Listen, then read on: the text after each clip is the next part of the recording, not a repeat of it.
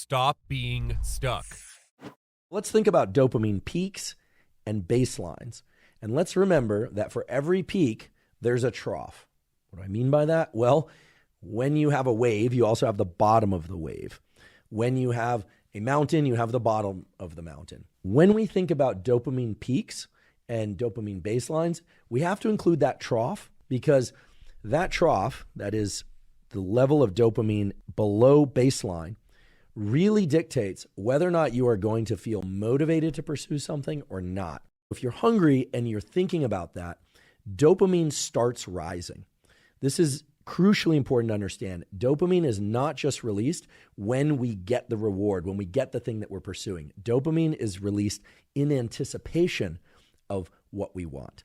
Very soon after I realize my desire for something, that peak that was caused by the desire comes down and drops below baseline, below the level of dopamine that it was prior to even thinking about the sandwich or the coffee or the glass of water. And it's that drop below baseline that triggers my desire to go out and find that sandwich, that coffee, that water. So that drop below baseline is fundamental to the whole process. And that drop below baseline was triggered by the preceding peak. There's a concept called reward prediction error. Reward prediction error says that the dopamine that it is experienced is going to be of a certain value. And that value is going to be compared to the desire and expectation of what I thought I was going to get. So if you take what you actually got minus what you expected, that's reward prediction error. So if the sandwich is basically what I expected to get, fine, dopamine comes down basically to a baseline level that's pretty standard for me and is basically the baseline level I had before I ever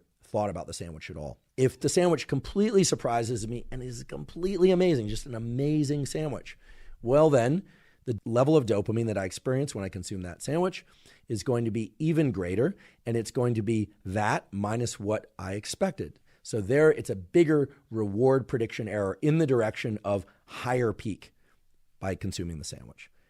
And then, of course, there's the other possibility, which is the deli's closed, or the sandwich they make me is lousy or doesn't taste good, or something happened in the consuming of that sandwich that just makes it a bad experience. In which case, if we take that reward experienced minus reward predicted from the initial craving, well, then it's going to be less than what I expected, and therefore the baseline drops below where it was prior to even desiring the sandwich. So all of this might seem a little bit complicated, but it's all very simple.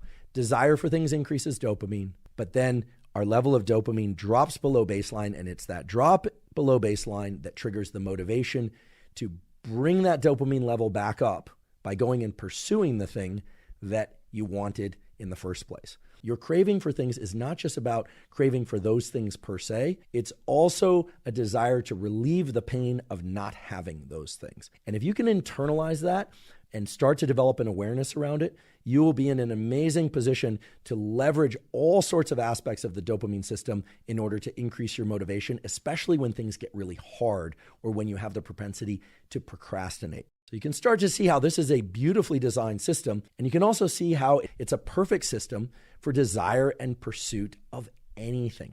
If you'd like to fast track your way to success and change now, fill out the application form below to work with us.